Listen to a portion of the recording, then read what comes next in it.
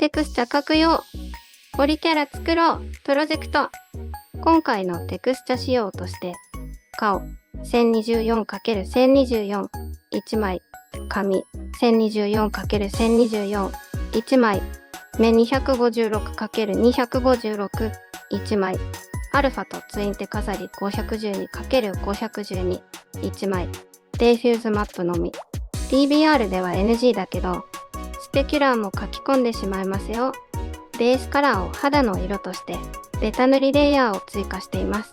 今編集しているのはまつげの色です。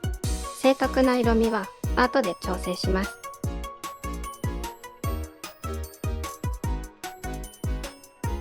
レイヤーには名前をつけておきます。目の粘膜部分の色をシェイプで配置しています。その上の領域には眉の UV を置いていたのですが、後に変更するのでスルーでお願いします。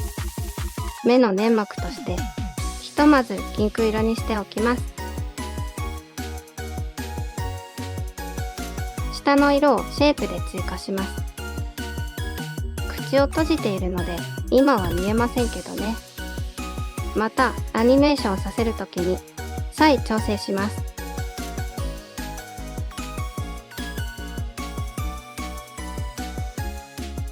次は口内のテクスチャを描くためのレイヤーを追加します。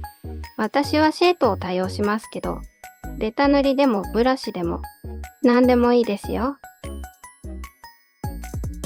次は歯です。これも今は外から見えませんけど、歯のメッシュのみ表示させます。これが上下の歯になります。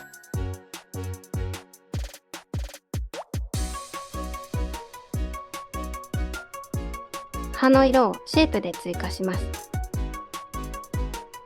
白っぽい色にしておきます。口内用のレイヤーで歯茎をシェイプで作ります。ここでもシェイプを使ってますけど、好きな方法でね。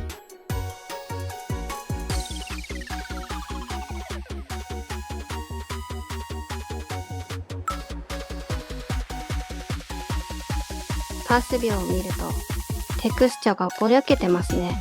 ビューコート、連打ら、ビューコート2.0のオプションからテクスチャの最大解像度、カスタムに変更、数値を上げてすべてのテクスチャを再ロード、ぼやけが改善されました。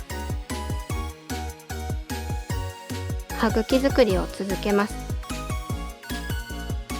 ずれた。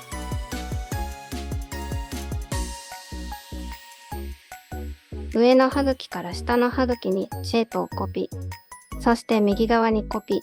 水平判定。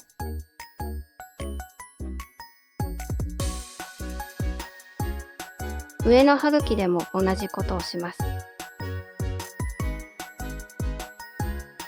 パースビューで見てみると、こんな風になってます。ここで、アンビエントオクルージョンのベイクをやってみましょう。アンビエントオクルージョン。長いので AO って言いますよ。今回、タートルレンダラを使って AO を生成します。ローコリなのでそのまま使わず、AO が綺麗に出るように顔メッシュを複製して、スムーズを適用したモデルを使いますけど、ローコリのまま使ってもいいですよ。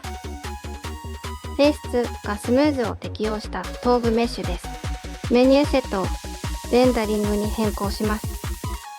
ウィンドウ、設定、プリファレンス、プラグインマネージャー、タートルを検索、タートル MLL をロード、自動ロードにチェック、ライティング、シェーディング、ベイクレアエディターをクリック、タートルデフォルトベイクレアをダブルクリック、追加のアトリビュートを展開、スクロールします。今回はテクスチャベイクするので、生成する画像の解像度を TB レスの X と Y に入力します。TB はテクスチャベイキングの意味。またスクロールして、カスタムにチェック。右端のボタンを押して、ILROCC サンプラーをクリック。レンダー設定から、使用するレンダラをタートルに、タートルタブで、レンダータイプをベーキングに、ベーキングタブで、ベークセレクティドサーフェシズにチェック。シエードアウトプッツや解像度を確認。ベークトゥはテクスチャーでね。ボタンを押してレンダリングします。できました。これをフォトショップでテクスチャのレイヤーに追加します。その上にベタ塗りレイヤーを追加。スクリーンに変更。AO レイヤーを定山に変更。ベタ塗りレイヤーでクリッピングマスクを作成。AO による陰影が追加されているのがわかりますね。フラットライトを使用してテクスチャを確認します。現状、全方向からライトが当たっているような AO になっているので、下からの光線を遮るようにフロア上のオブジェクトを配置して改めて AO を生成します。AO 生成用のモデル FS2 を選択して AO を生成します。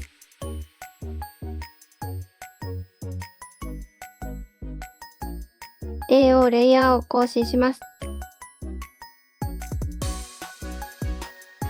顎下の陰影などが強調されました。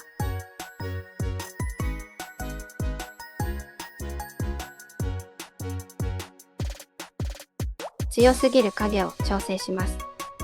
マスクを使ってサイドの髪かぶの影を弱めています。ただし、髪のアニメーションも念頭に入れるなら、髪の影はAOや書き込みに任せず、オリゴンで作るなどの方法で表現します。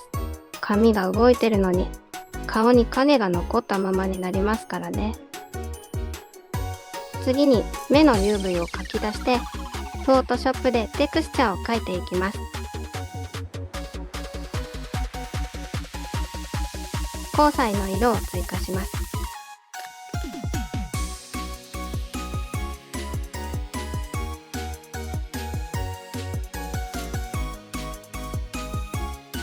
白目部分にグラデーションを追加して立体感を出します。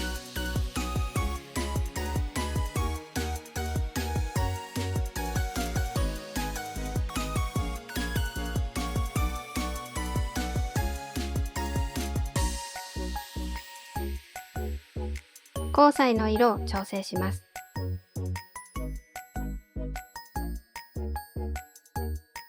光彩レイヤーに境界線、光彩、内側などの効果を追加しています。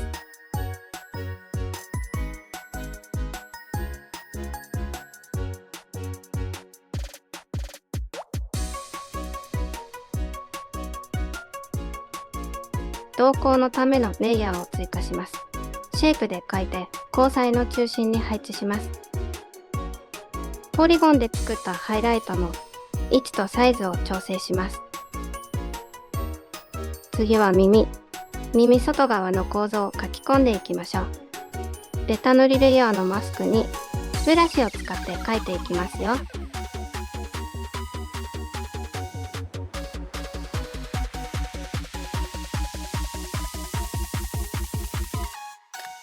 マヤのパースビューで確認しながら作業を進めます。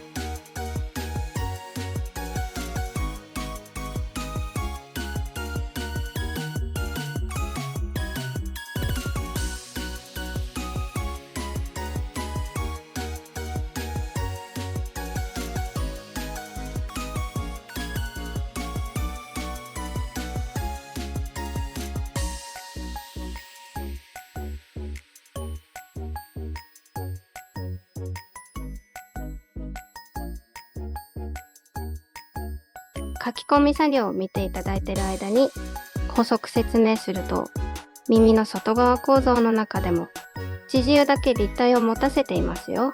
赤色のレンで囲んだ部分です。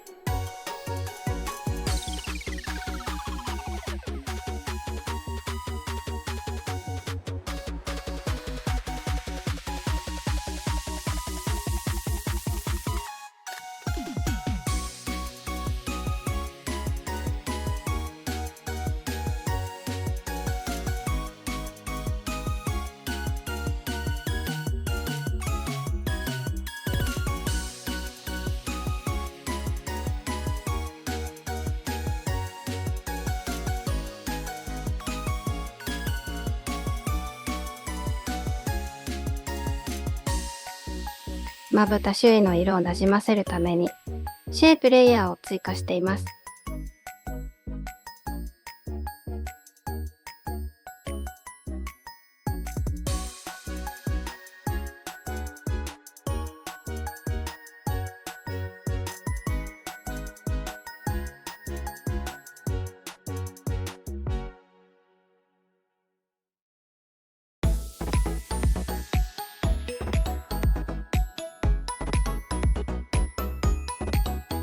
後でさらに調整します。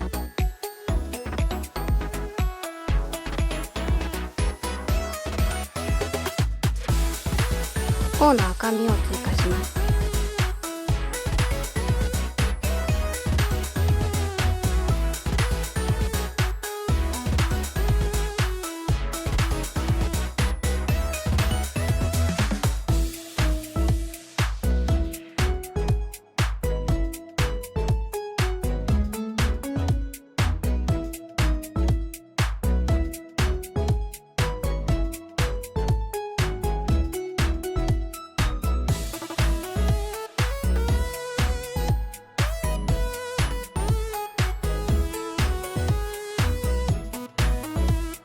プロカティウィンドウでぼかしを適用します。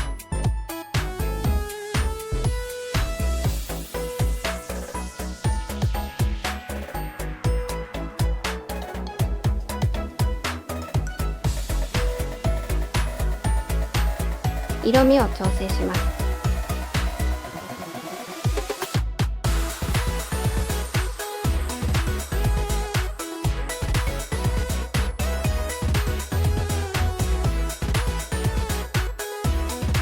適当に選択して新規ベタ塗りレイヤーを作ります。陰影用です。マスクにブラシで描画していきます。この時点で V 球作ってます。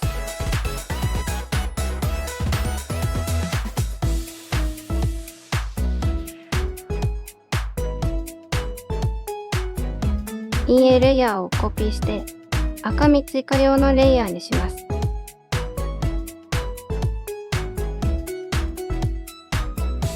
腕まぶた、鼻先、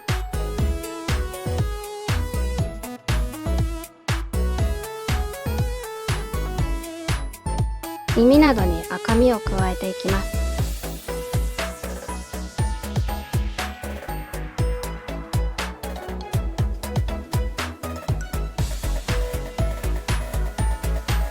ぼかしを適用しました。AO レイヤーにもぼかしを適用しています。ただし AO はまた作り直すので一時的な編集に過ぎません。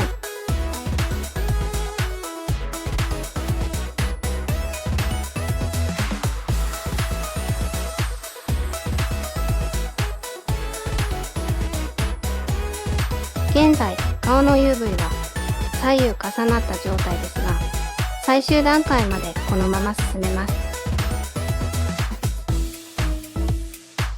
AO レイヤーとその上のスクリーンレイヤーのマスクを使って明度と彩度を調整しています。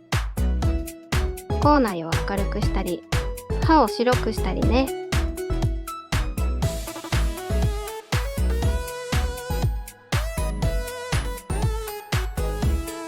改めて顔表面の赤みを調整しています。陰影レイヤーも並行して調整します。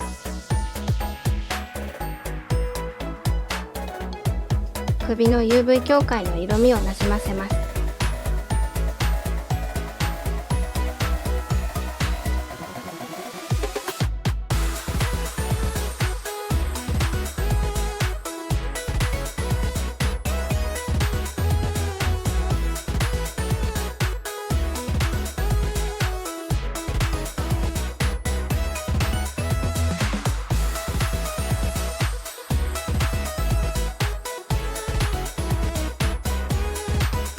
顔表面の陰影と赤みの調整に戻ります。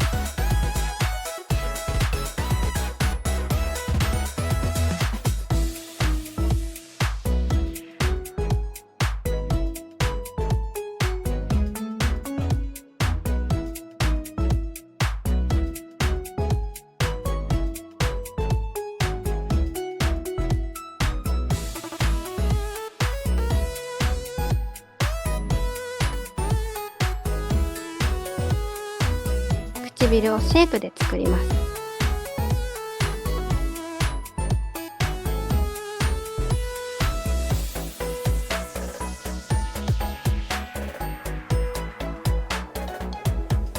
形状を調整します。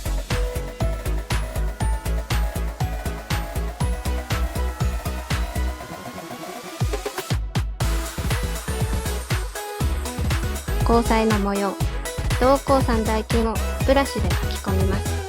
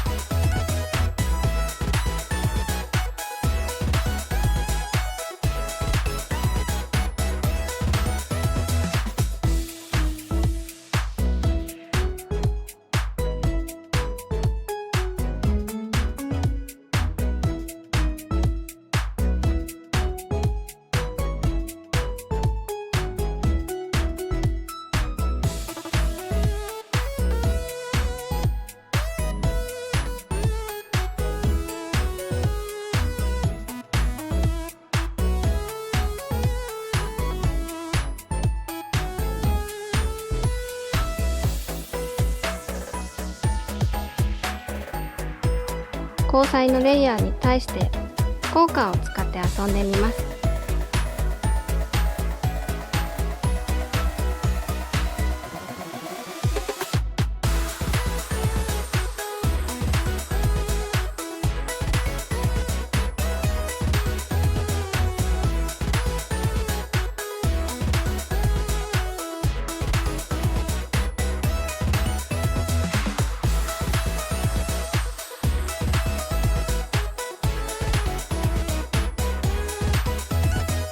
ハイライト用のポリゴンの位置、サイズを調整します。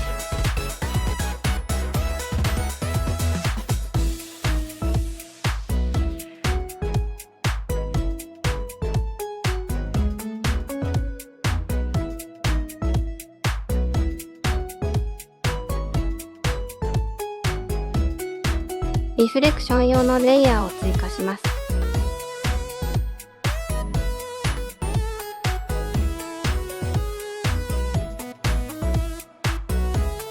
四角いハイライト用のポリゴンを追加しましたけど、後に削除します。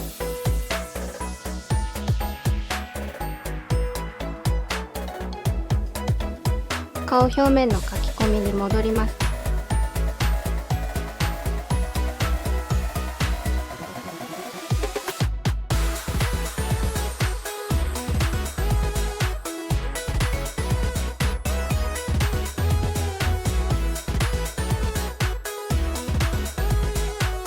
頬赤みの色味とサイズを調整します。明るさも追加していきます。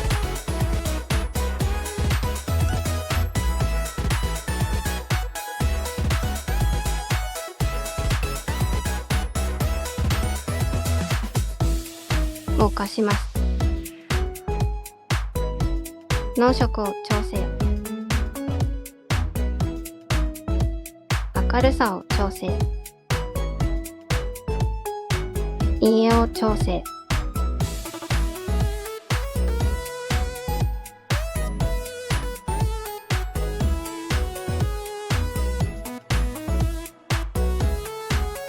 髪に明るさを追加していきます。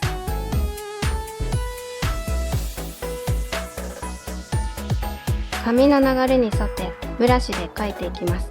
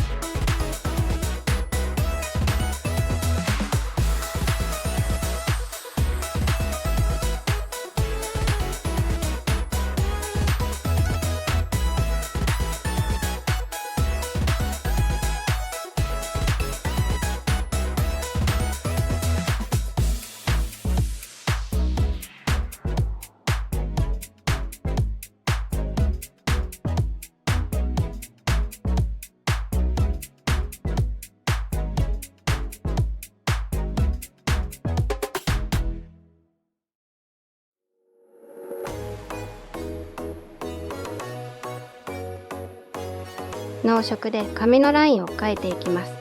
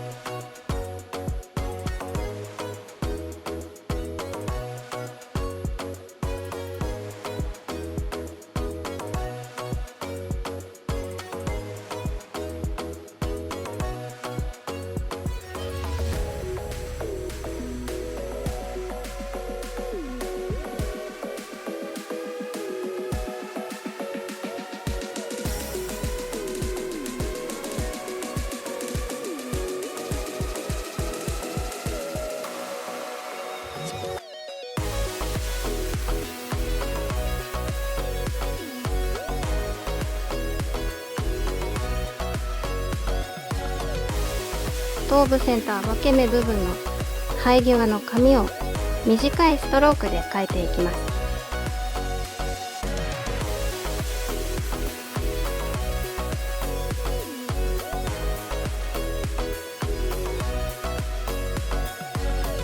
分け目の地肌を描いていきます。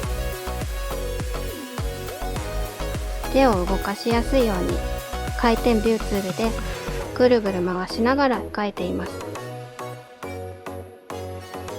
ぐるぐる。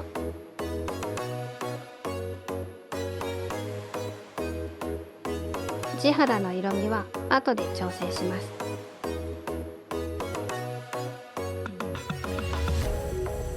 ベタ塗りレイヤーに戻ってさらに濃色のラインを追加していきます。束ねた部分には強めに短いストロークで描きます。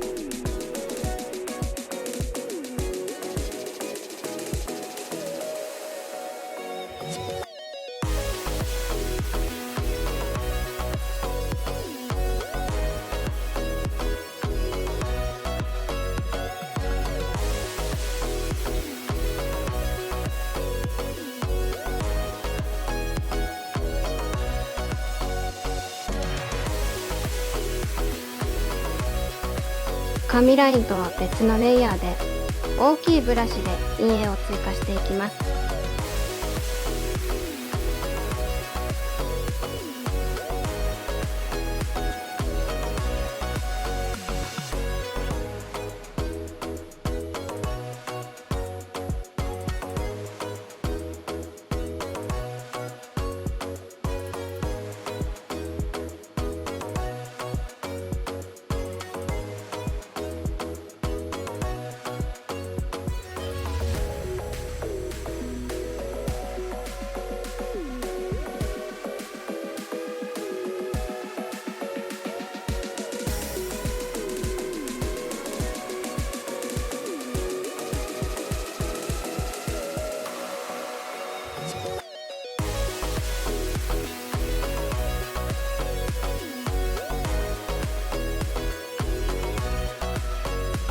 サイドの髪上部にも地肌を描いて分け目に濃色も追加します。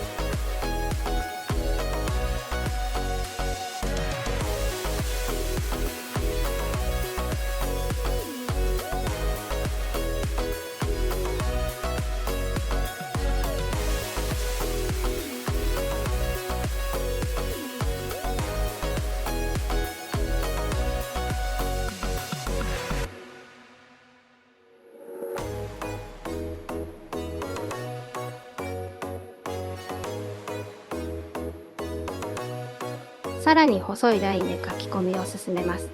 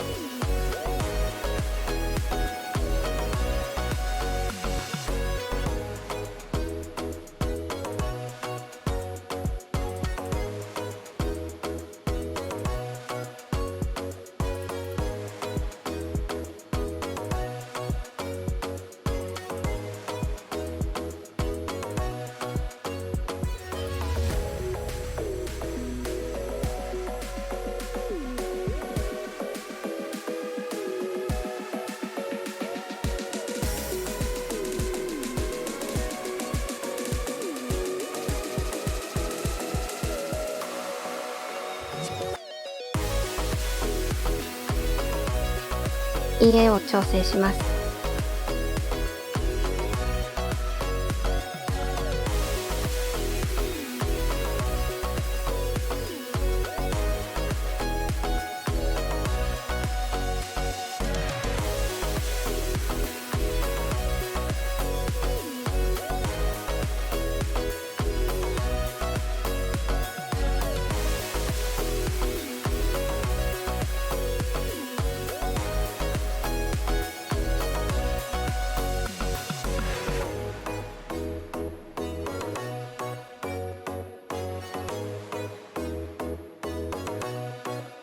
ラインの書き込みに戻ります。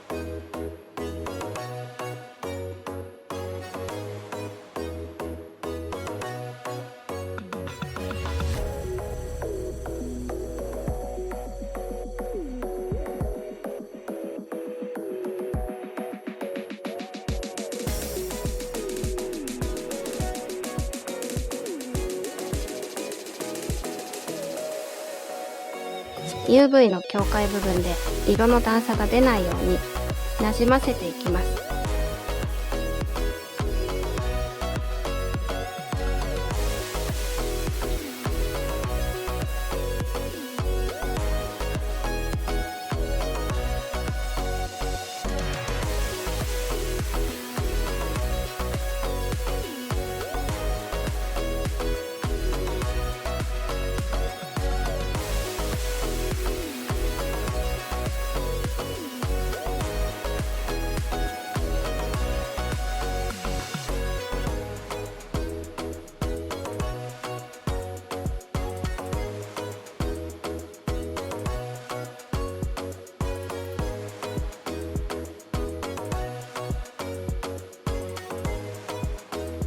ここは濃色を追加することで面が認識できるようにしてます。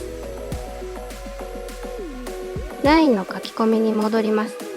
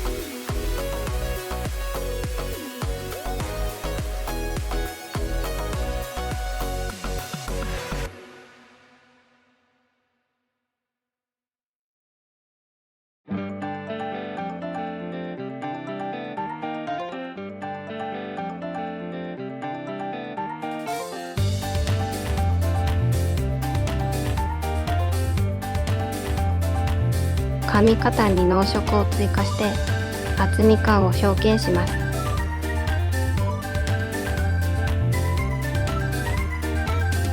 紙束の端に濃色追加します。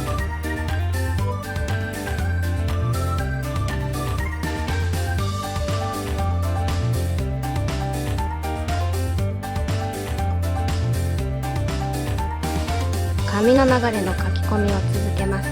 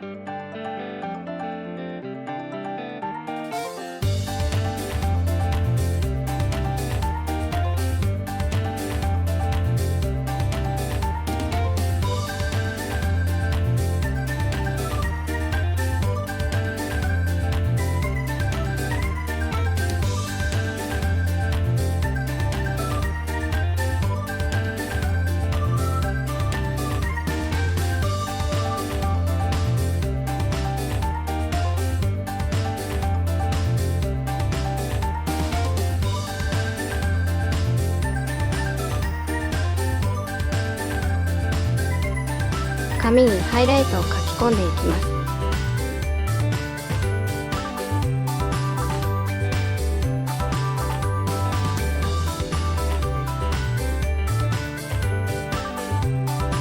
たまに前のビュー上で選択しているのはどこを塗っているか確認するためです。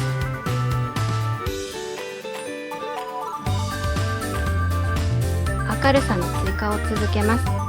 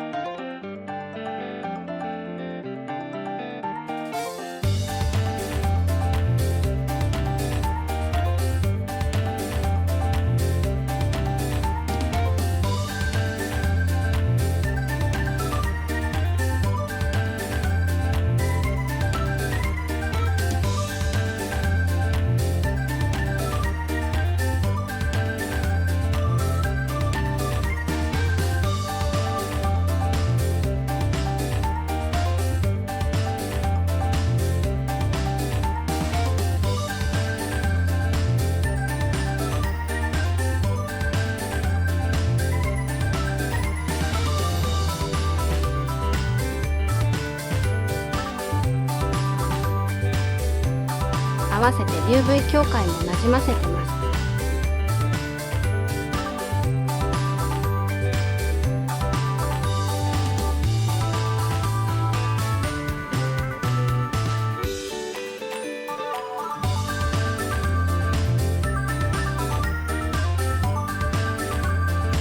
レースの色をオレンジっぽくしました。UV 境界をなじませます。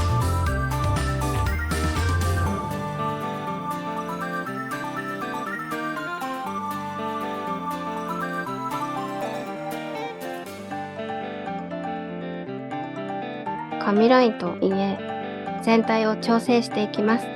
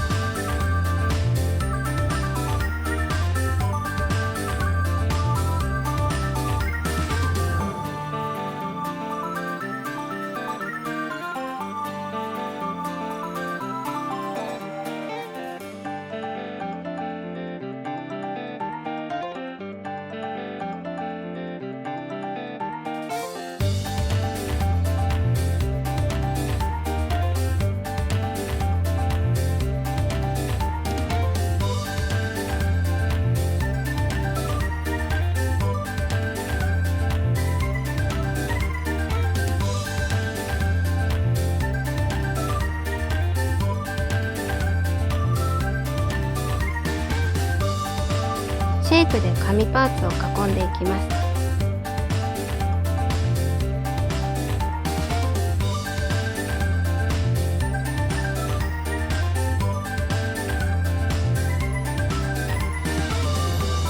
そしてそのレイヤー効果、交際外側で紙パーツの輪郭を際立たせています。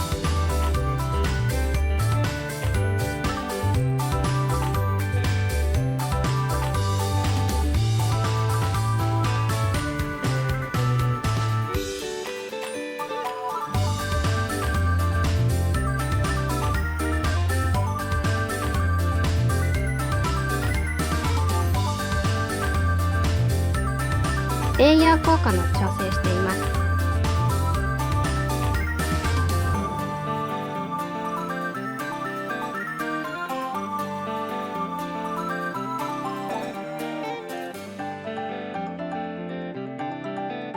改めて全体を調整していきます。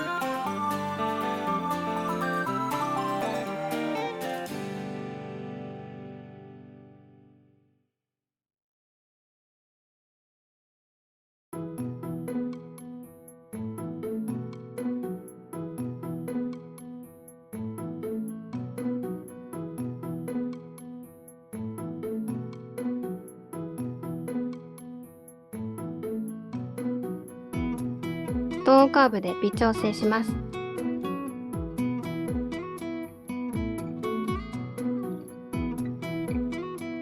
ベースカラーも微調整してます。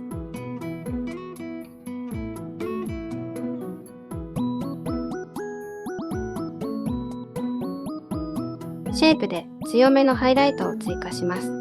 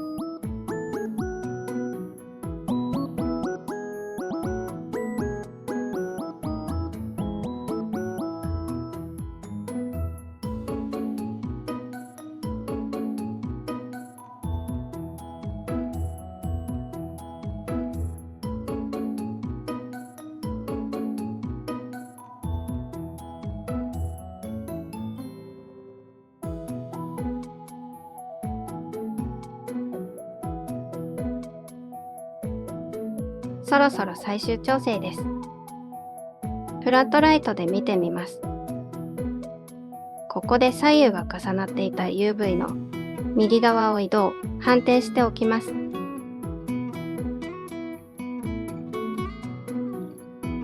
首の UV も同じ処理をしておきます。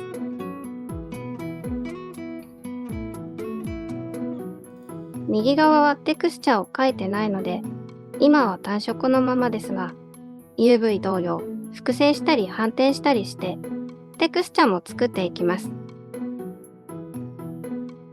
正面から見た時の立体感を補うために、頭部側面に陰影用のシェードを追加しています。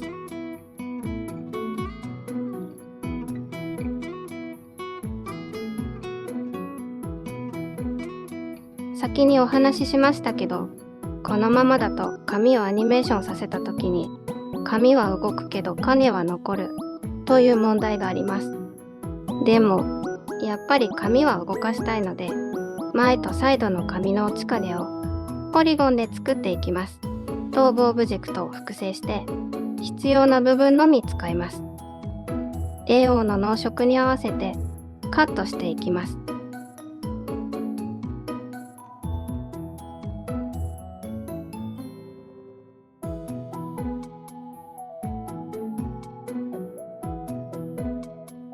カットしたエッジをデタッチします。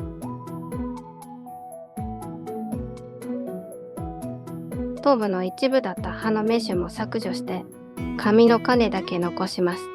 立体に合わせてポリゴンの流れを整えます。現在、顔表面と同じ位置にあるので、軸方向を方線にして少し拡大します。顔表面から離れました。頂点移動で微調整します。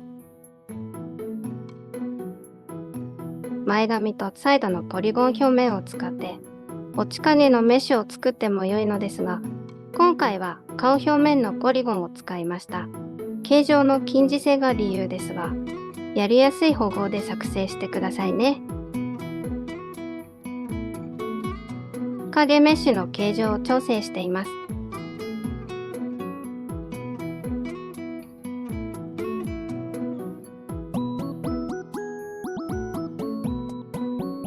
形状を作ったら UV を書き出して、リンクを配置で読み込みます。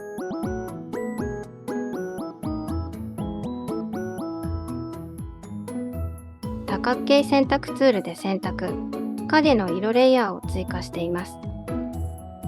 ぼかしツールで輪郭をぼかしています。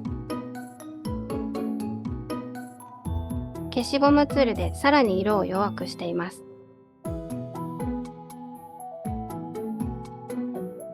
サイドの髪、下部は顔表面から離れているので、さらに影色を弱くします。下端はほぼ透明にしています。まぶたの影を作ります。選択したら色を追加、消しゴムツールで透明度を加えます。やはり下端はほぼ透明にしてしまいます。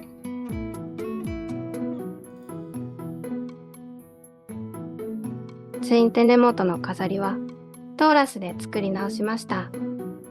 細かい確認を残して一通り作業終了です。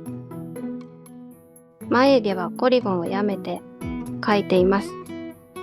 今回基本的にアンリットで使用する想定でテクスチャを描いていますが、実務においてはプロジェクトの仕様、世界観などによって塗りの方向性が決まります。いろんな塗りを試してみましょう。今回は以上です。この動画が役に立ったと思ったら、高評価、チャンネル登録をお願いします。シェア、コメントもお待ちしています。それではまた。マヨハックでした。